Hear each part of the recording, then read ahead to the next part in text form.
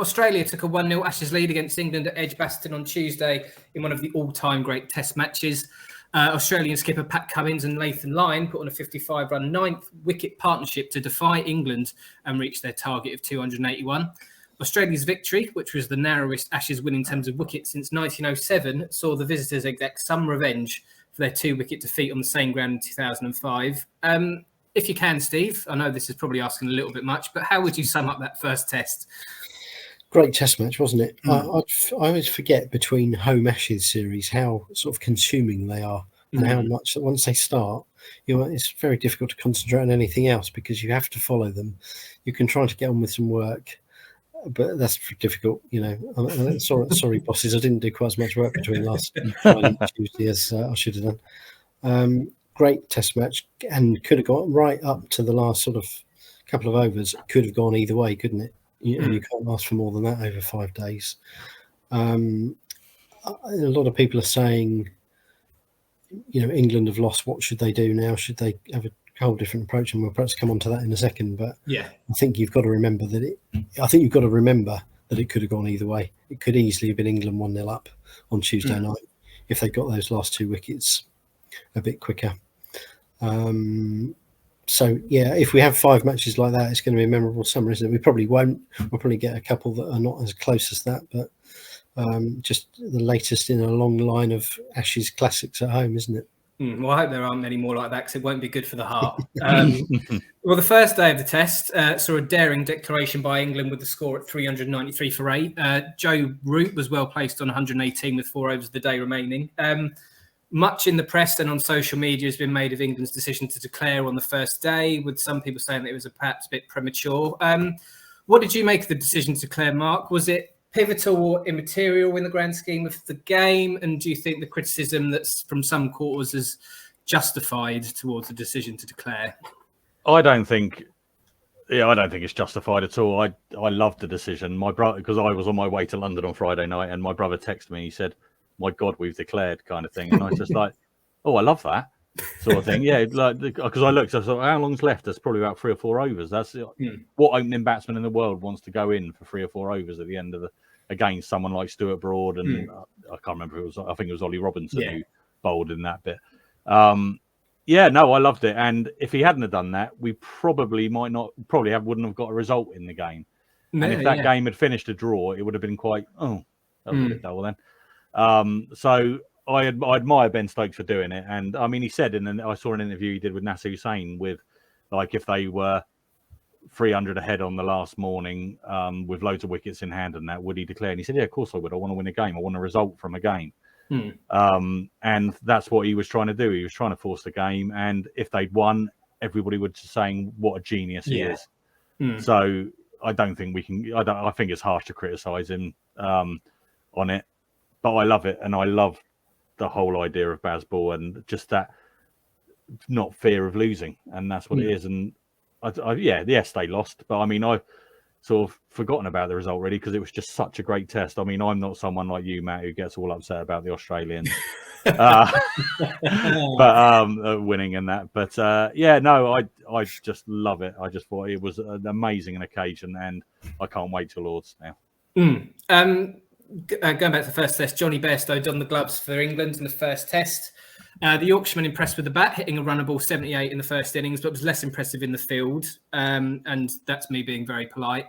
Bairstow missed stumping opportunities, which ultimately cost England about 200 runs. There have been calls for Surrey's Ben Foakes to don the gloves ahead of the second test at Lords.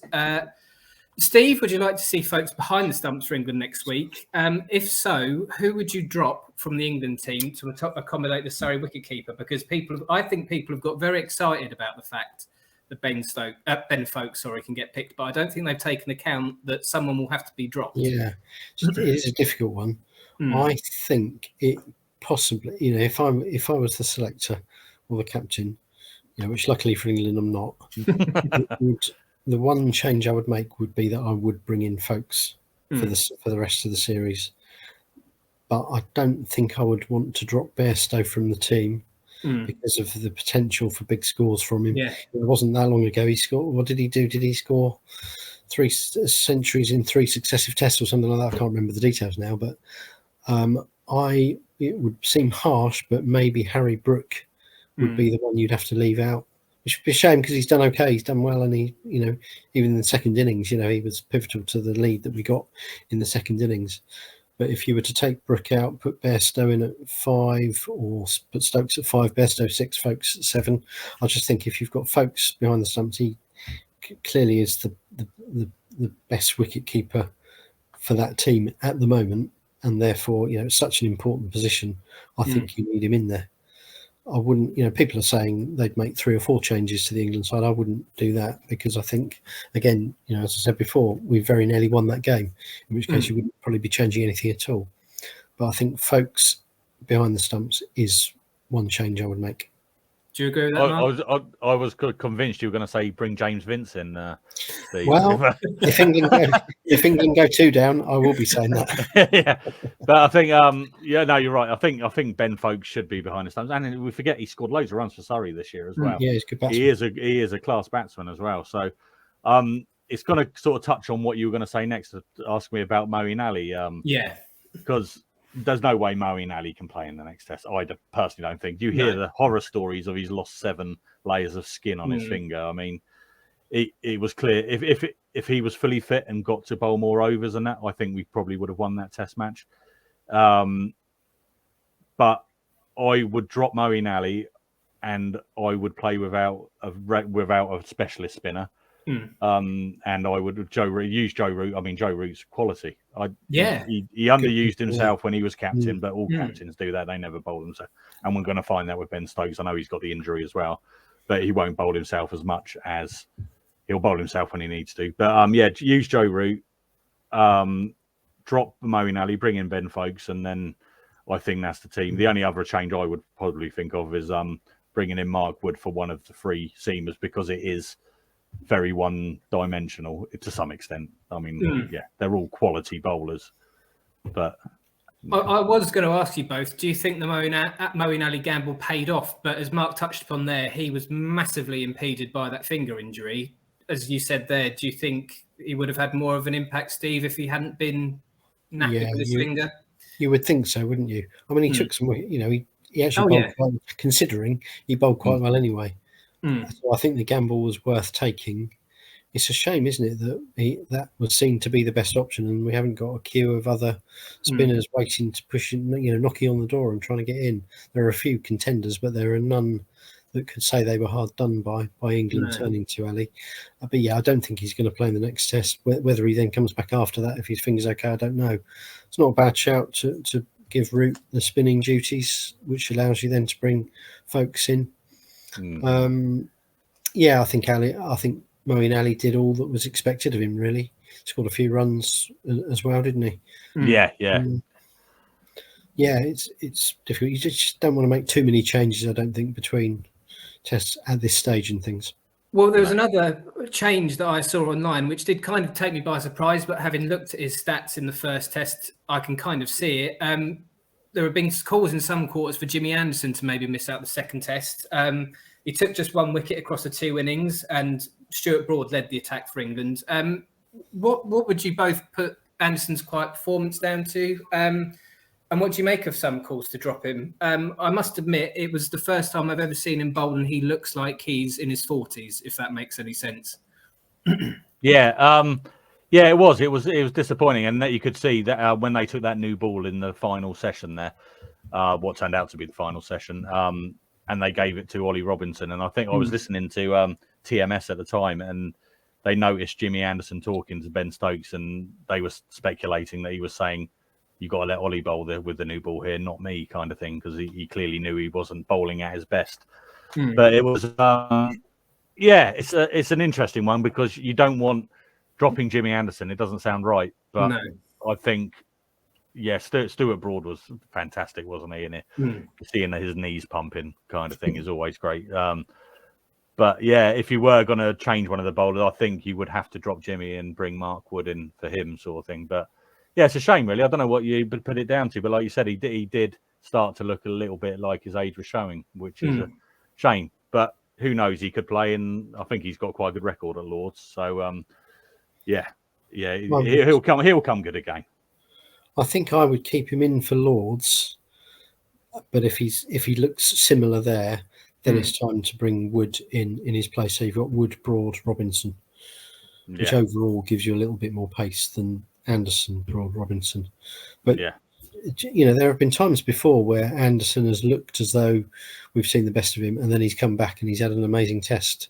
So let's at least give him the chance to do that at Lords in the second one next week. Exactly. Going back to spinners, an interesting one. I saw someone the other day just saying, "What are the rules? Bring in Sophie Eccleston."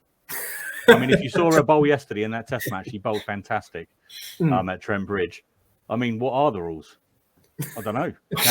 Could Sophie Eccleston play in a Test match like that? She is as specialist spinners go, she is one of our best spinners, men or women. So she'd have one. Who knows? I mean, she'd have one day's rest between the current Test and that one, but Oh yeah, that's true. That's very true. Yeah.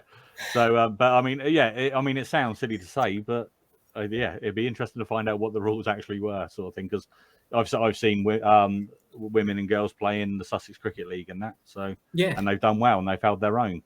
I mean, it will never happen. I know that, but worth putting out there. It's either that or we'll have Monty Panesar come out of retirement, which we'll very much look forward to. Yeah. On the Sussex front, we've not really touched upon Ollie Robinson and former Sharks player, not star, as Mark said, Travis Head, were both in the thick of the action for England and Australia, respectively. Robinson took 5 wickets for England, while Head hit 66 runs for Australia across both innings, scoring a half century in the first. Robinson also had a few choice words for Usman Khawaja after dismissing the Australian for 141 in the first innings. Mark, starting with you, how would you assess the performance of both players in the first Test? Ollie Robinson, I thought he bowled really well. He just lacked a bit of penetration at times and that, but I mean, as an umpire, I condemn everything he did and everything he said. But as a fan, I loved watching that whole thing.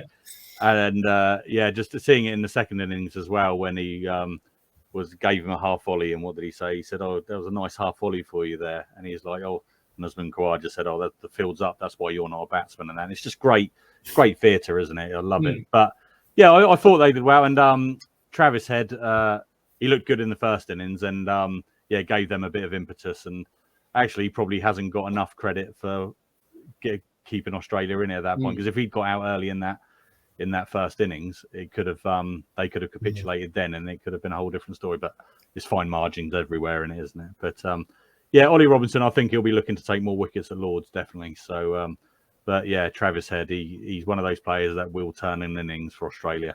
But he got a good one in the second innings, didn't he? It was Moeen Ali caught in the slip by Joe Root, wasn't it? Yeah, he got a good one there. So, and he pulled a great face when he got out in that one as well, because just shock at how good the ball was, kind of thing. So, and he's got a great moustache. I was going to ask Steve the most important question of the podcast: what do you make of Travis Head's tash?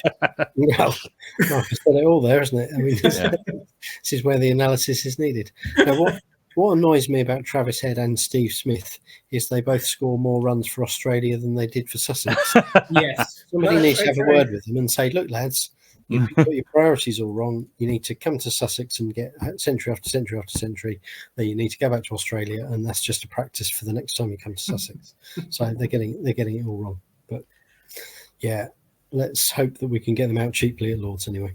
Yes. Well, I was going to ask you both. Firstly, after the first Test, Steve, what is your prediction for this Ashes overall? I don't think as the Oracle, we need to know. My pre-series prediction was 4-1 to England. All right, so Australia have rather optimistic. And it could still be 4-1 to England, but I'm now not so sure it will be 4-1 to England. Well, I was going to ask you both, after the first Test, have your predictions changed in any way, shape or form? Well, I think there'll be a draw or a washout at some point. But I still think England will come back to win. I'm going to go 3-1 England for now. I can't remember what I said, because there was one lot of predictions I gave where I said 4-0 England, I think, or 3-0 England, and then I think last week's podcast I said 3-2 England. I'm pretty sure it was 3-2. You said. Yeah, I think I said 3-2. So a different prediction each week, and one of them would be right. Yeah, exactly. Yeah, nobody will remember. So I think 3-2. I'm sticking with 3-2. I I just can't see there being a draw. I don't think Ben Foakes will allow a draw to happen. So yeah, it's and if it does end 3-2, wow, what a series! It will just be immense. A classic. Yeah. And we've kind of got your opinion on this, I think, Mark. But Steve, has your opinion changed on Bazball at all after the first test? No. Still think it's the way to go. Don't think they should change their approach at the moment. It's it has the fans on the edge of their seats, doesn't it? You just don't. Joe Root comes out to bat, and you don't know what's he going to do first ball, or Jimmy Anderson for that matter. What shot is he going to attempt? No, I think it's good, and I think it's going to give you more success than failure if you persist with it. So keep on going. Mark, you're pro Bazball, I think. No question. Oh, I love it. Absolutely love it. But I just love the fact that like Brendan McCullum and Ben Foakes don't like the phrase Bazball, but we all just love it, don't we, in the media and that. Yeah, I mean, a lot of people have taken it as it's too dynamic. We're trying to attack everything, but it's not about attacking everything. It's just playing the right type of cricket at the right moment in the game. And like the declaration, yes, it was brave, but it moved the game on, and it opened the game up massively in that. And I think that's what it's giving England the best chance to win the test match. And I think anything that does that and taking the fear away of losing makes a huge difference to a lot of players, because there was a lot of time. I mean, Steve's watched England longer than I have, but there's a lot of times where England have been so poor in test cricket, and it just looks like they're scared of losing. And I can still remember the 20-year period where we didn't win a home Ashes series. Didn't win. Amazing, isn't it? 1985 to 2005, and we don't want that again. So I remember England being particularly rubbish when I was growing up in the 90s. And Mark Ramprakash always seemed to get 150 for England, but Australia would always win by about 300 runs. It was grim. Do you think, heaven forbid, Australia win the second test? Do you think there will be calls for obviously it depends on the manner of the defeat. If England do lose, do you think there will be calls for England to change their style if they do go 2-0 down? I think there'll be calls, but I don't think they'll do it. I think they know what they want to do, and they will continue to do it as long as they're entertaining, as long as they're still competitive in the game. I don't think there's any reason why they would. But I think there will be. I belong to a lot of forums on Facebook. County Cricket Matters, one of them, and that, and some of the stuff that's said on there, it's just like they just want to go back to the boring old Test match cricket where Alistair Cook's 90 not out on the first day kind of thing. Which not criticising Alistair Cook, great player, blah blah blah, but I just can't see it. It's moved on. Cricket has moved on, and it needs to continue evolving. And Bazball is a big part of that. And I just think, people can call for it, but I don't think it will change. Steve, you shook your head when I asked that question. I don't think England will. I don't think England will change their approach mid-series, and I don't even think they would change it if they lost this series, because they're not going to be playing Australia again for 2 years, 2.5 years in another Ashes series, I think. So I think they'll persist with it beyond this. Only if they lose every series they play in a whole year might they look at it again. No, I think for now this is the approach, and they're gonna keep going with it. And I think you've got to remember as well that Australia are a damn good side. Oh, and it's the first time we've come up again. First time we've come up against a side that we might have to adapt what Bazball is to, but they will find a way of doing it. And Pat Cummins, I saw a video the other day asking all the England players what one player would they have in their side from Australia, and they all said Pat Cummins. And the way he batted on that final bit was fantastic. He led the team well, and he's a great bowler as well. So I don't liking the Australians, but I really do like this Australian team. I think they're a really good team. They're playing it in the right way, and I like the way they're sort of trying to counteract Bazball, and it's really good. It's really interesting. I think I said to you after the game, Mark, it's first time in quite a while that I have not begrudged an Australian victory. The way that they played, they definitely deserved it, and I feel no ill will. But maybe talk to me at the end of the Ashes test, and I might not be feeling the same way. How do we see the second one going? Who do you think will stand out for England or Australia? What do you see happening, chaps? Thinking, the pressure's on England, isn't it? Because if Australia go 2 up, then that makes the series very difficult to win for England. But I think with the approach England have now got, that won't phase them at all. I think they'll just go into it. They'll treat it as a different game to the first test. With a similar team, a settled team. I suppose one worry is that people like Smith and Labuschagne haven't got the big runs yet. His second test where one of them is going to bat for a whole day for 150. That's what England will have to try to avoid. But no, I think the same approach from England. Give it a go, see what happens. And I think you're talking about Smith and Labuschagne. Ben Foakes obviously didn't start with the bat at Edgbaston. And I think I was there in, I can't remember what year it was. I think it might have been 2015 when he hit the fastest century at Lords against New Zealand. I think it was off 78 balls or something like that. I was there that day, and yeah, we need an innings like that from Foakes to really fire it up. And he's a great captain, and I love watching him in the field and that. But he needs to step up with the bat a little bit now and sort of play that innings that will spark us into life. So I think Ben Foakes will shine in this one. Well, thank you very much for your time, chaps. Brilliant as ever. You can catch up with all the latest sports news covering everything we've talked about today at sussexworld.co.uk/sport. Thank you very much for listening, and we will see you all next week.